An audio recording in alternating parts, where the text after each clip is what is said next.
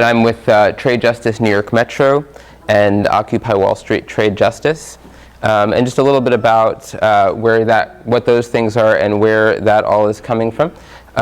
Trade Justice New York Metro is a coalition of organizations that was started in 2002. We were originally started when the Bush administration was trying to push a free trade area of the Americas, as well, and sort of small, and pushing that piece by piece through things like the Central America Free Trade Agreement. Coming out of the failure of the WTO, of the attempt to expand the corporate agenda even further through the World Trade Organization, the Bush administration aggressively tried to push this regional model of free trade. And so we were founded as a counterpoint to that in 2011, when just shortly after Occupy Wall Street started in October 2011, and just before the Korea, Panama, and Colombia trade agreements were about to go to a vote, we started a working group within Occupy Wall Street, the oblivious Trade Justice Working Group. Basically what this talk is about is really how in two different areas the TPP is a direct threat to our effort to have a more responsive and responsible banking system. It talks about first of all, how the banks intend to use TPP to attack banking regulation. That's something we've seen in past free trade agreements. There's are real concerns that TPP will be used to attack, basically to prevent capital controls. That TPP will, whereas we see increasingly, even by institutions like the World Bank, acceptance that capital controls as a crisis management tool is a legitimate tool for governments to use, and that's something that's recognized in many trade agreements. It's certainly something that is not recognized in the majority of U.S. trade agreements, and the U.S. is trying to push these strict anti-capital control rules, has tried to push them into past recent trade agreements, and by all indications will be pushing them into TPP. We saw in the Korea trade agreement that passed in 2011 that very strongly supported by the banking industry, that there were bans on regulations preventing too big to fail, bans on regulations on toxic derivatives, bans on regulations on sensible capital controls. Already with TPP, economists have really raised the alarm. There's a letter that was sent to the chief foreign ministers and trade ministers of the different TPP countries, signed by over 100 economists, including people who are traditionally free traders. People like Jagdish Bhagwati, who's the author, a Columbia University professor, the author of the book In Defense of Globalization, a real apologist for the World Trade Organization. Even he was really concerned that these kind of rules preventing capital controls could be really devastating in preventing the use of rules that were designed to prevent further economic crisis. So that kind of prevention of regulation, on the one hand, is a big part of the agenda. The flip side is that using the state-owned enterprises rules chapter of this trade agreement, there's a very real chance that the big banks foreign banks will use TPP as a mechanism to attack public banking. They will say that institutions like the Bank of North Dakota are illegal because it effectively prevents them because they're prevented from loaning to the commercial banks. I'm sorry, what? Did you mean, you said international banks, do you mean mega banks or like foreign banks, like say because could that mean like Chase is international, or could it be like a Netherlands bank going after a smaller bank? It's an interesting question, because the nation of origin of a corporation under these trade agreements is something they really play with. I'll give you a very clear example, two clear examples of how that works.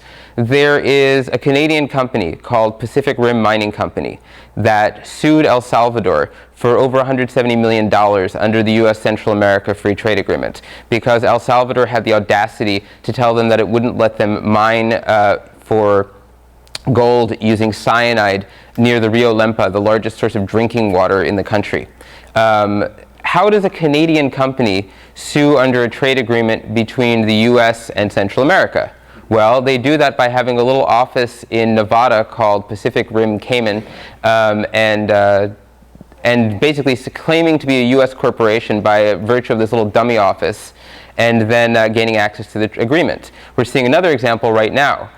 There's a Canadian company that is suing Canada under NAFTA for because of Quebec's ban on hydrofracking. Now, what we keep hearing about is how these trade agreements give greater rights to foreign corporations than domestic companies. So how is a Canadian company suing Canada under NAFTA? NAFTA is supposed to be about relations between foreign governments and foreign investors and between countries. So how does a Canadian company sue Canada under NAFTA?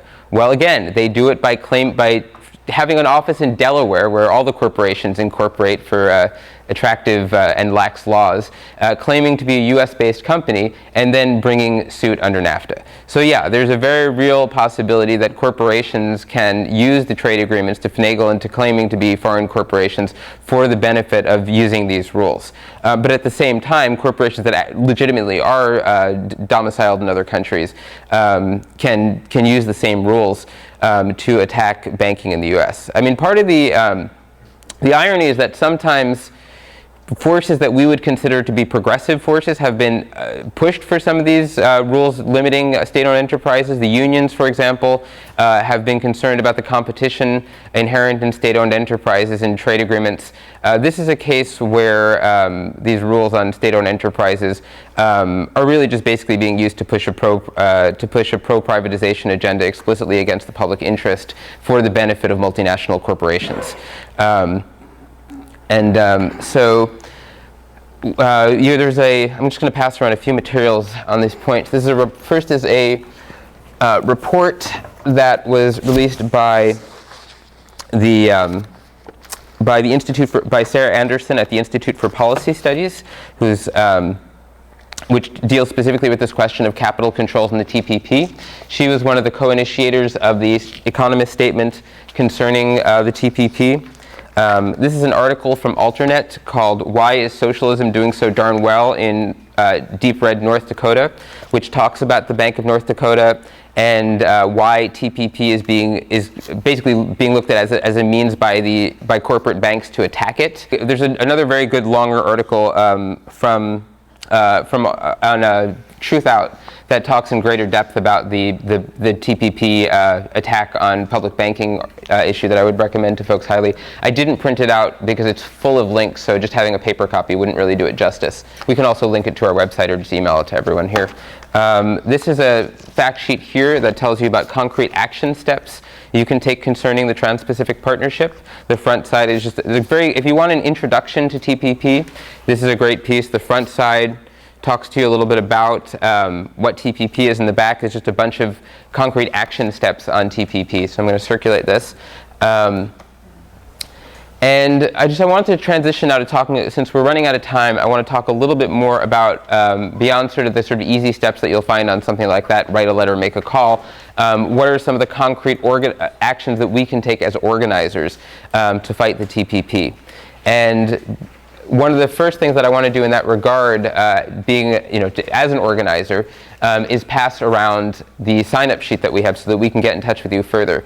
Matt, that is, I believe, to your right, so if you could, on the big clipboard, so if you could just send that in my direction, I'll get that going to people.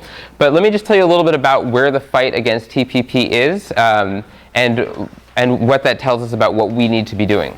So the big goal, the sort of critical step in passing TPP for the Obama administration is renewing fast track authority, what they call trade promotion authority. Nixon-era policy designed essentially to take Congress out of its constitutional role of being the part of our government that has power over international treaties and agreements and puts that in the executive branch. Essentially, under fast track authority, the White House negotiates a trade agreement, sends it to Congress. Congress can do one of two things. They can vote it up or they can vote it down. They cannot amend a period. They cannot change a letter. They have a truncated timeline under which they can discuss it. They're given a set amount of time, and with past fast tracks, it's been 90 days. So the bill is sent to them. They have 90 days to do whatever they want with it. They basically have to pass it out of committee because they're required to vote on it. The committee process is thus effectively meaningless because committees can't make any amendments and because there's a set timeline. So pretty much unlike the way that our entire system of government works on anything, this is legislation that the executive delivers and Congress rubber stamps. And when I say rubber stamp, I say that because every trade agreement that has gone to Congress under fast track, every trade agreement that goes to Congress ultimately gets voted on and gets voted into law. So the point for Congress to have a role in this is to actually, in theory, be able to change the nature of the agreement, which is prevented by fast track. So if President Obama takes his secretly negotiated trade agreement that no one in Congress has seen, except for at this point Alan Grayson in its entirety, that the media is locked out of, that NGOs are locked out of, that the public is locked out of, but the 600 corporate advisors have access to and the ability to make comments on along the way, people like the very big banks that we're fighting against, if he then takes this banker's wet dream trade agreement and delivers that to Congress, really all Congress can do is vote on it. And we can guarantee that our loyal representatives of Wall Street in Congress will ratify it. And the people who have anything else to say will just sort of be swamped.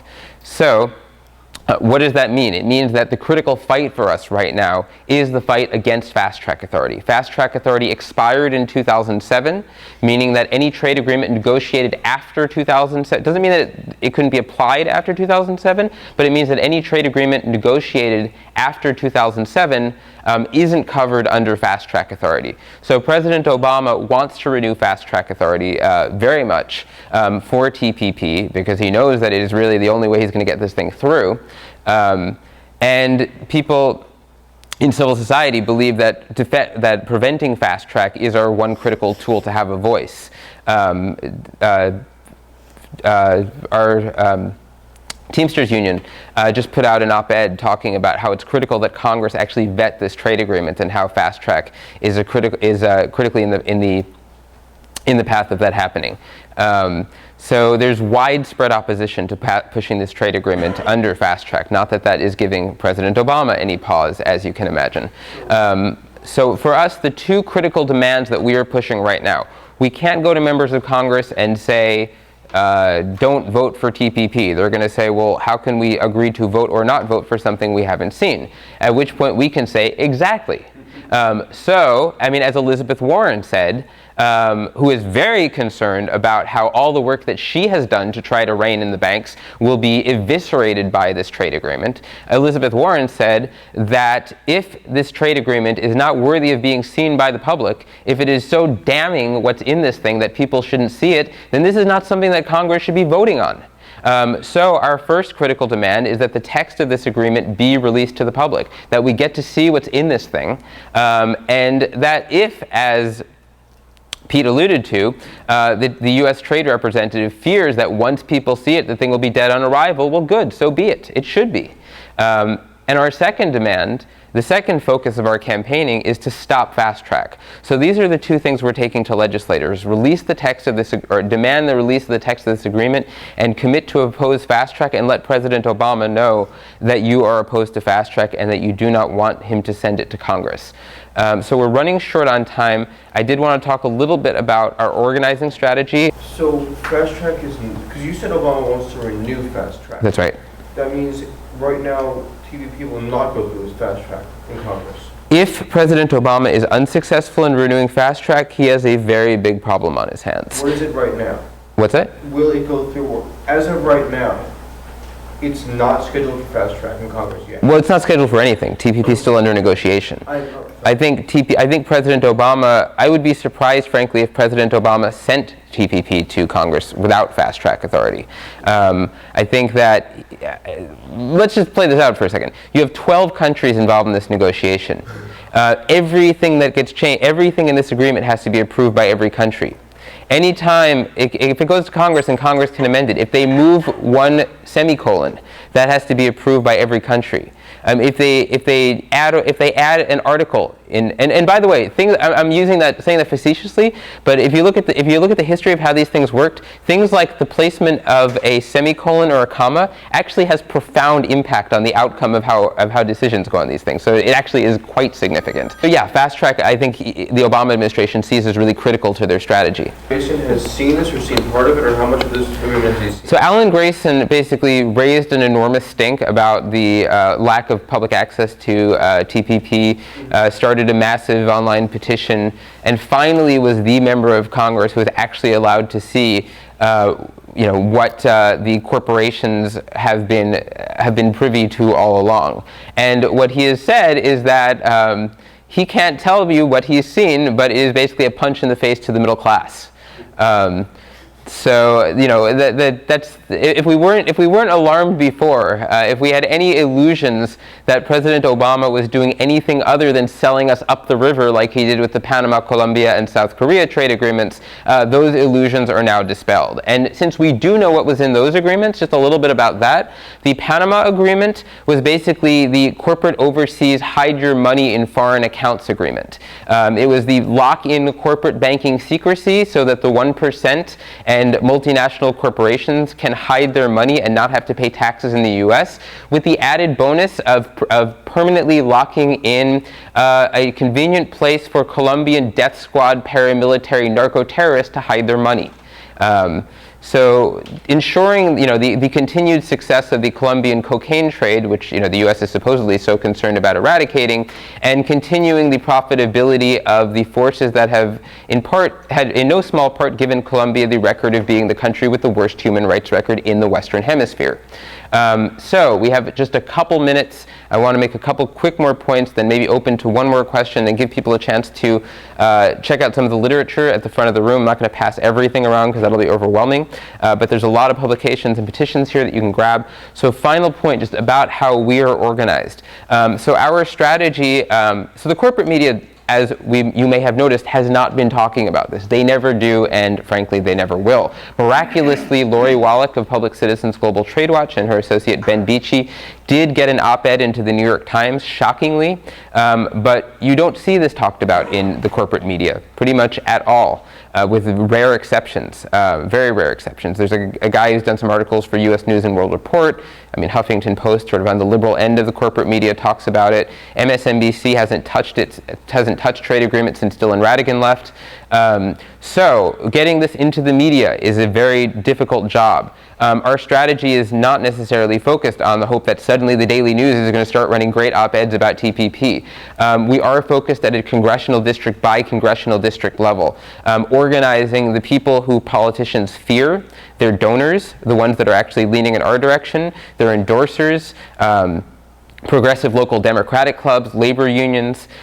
In New York, there are a lot of politicians who are very beholden to Wall Street and other multinational corporations. But there are other people they depend on to be elected too, and building alliances on a congressional district by congressional district basis to build maximum pressure against TPP is critical. At the same time, whereas getting into the city media is very hard, we have a much easier job when we're talking about local neighborhood media.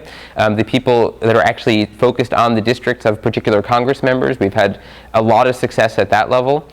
We've just recently set up district-based chapters in congressional districts around the metropolitan area, and are working on and have still some more to establish, and we'd love for people to get involved in the group in your area.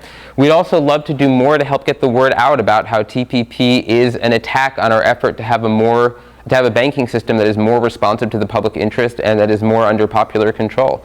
So if folks here would like to do a screening of the teach-in that I was hoping to show, or to bring in a speaker like Sarah Anderson at Institute for Policy Studies, or Kevin Gallagher, who's one of the other experts on capital controls in the TPP. He's at the Global Development and Environment Institute at Tufts University. We would love to collaborate with you on that. We don't have a lot of time. At this point, it's an open question when TPP is going to go to a vote. The fast track timeline is still a question. The Obama administration wants to conclude the negotiations on TPP by October. However, there's also talk that it may stretch all the way out till the spring. But one way or the other, the timing is short, and as I think we've illustrated that the consequences are critical. So this is an issue that we absolutely have to organize around now. Two sort of small pieces to help get the word about, and then I'll wrap up. TPP Tuesdays are a new initiative to try to take action every Tuesday to get the word out about TPP. So we're considering all kinds of creative actions and would love to brainstorm with you about that, particularly about how we can talk about how the banksters are getting away with murder once again through TPP. And another is S17, the Occupy second anniversary. S17 meetings are happening, and there's been big conversation in S17 meetings about making TPP a major, possibly central focus. TPP really and truly is an issue that brings together so many of the diverse concerns of Occupy. The fracking industry can use TPP to attack fracking bans. We've heard about what the banks can do. People in Occupy are concerned about Monsanto, and TPP can be used to attack bans on genetically modified food. People in Occupy are concerned about food justice, and TPP can be used to destroy family farms and expand the globalization of industrial scale factory farms. People in TPP are concerned about U.S. unemployment, and free trade agreements have been one of the biggest drivers of outsourcing of jobs to overseas sweatshops. One of the things you hear most about TPP is that the corporations pushing TPP are the people who think that labor in China is too highly paid. Seriously, I'm not joking. The people who think that the workers at Foxconn jumping into the suicide nets are too highly paid, so they want tariff-free market access to the Vietnamese sweatshop market. Those are the corporations supporting TPP. So we have a lot to do to get the word out. Our opposition is united, unfortunately, and strong. So on our side, the 99% needs to unite, because this has been called the anti-Occupy bill. This is the corporation's backlash against everything we have done as civil society across all sectors to create a government that is more responsive to the public interest and to rein in corporate power. This is the corporate escape valve, so we need to stop it.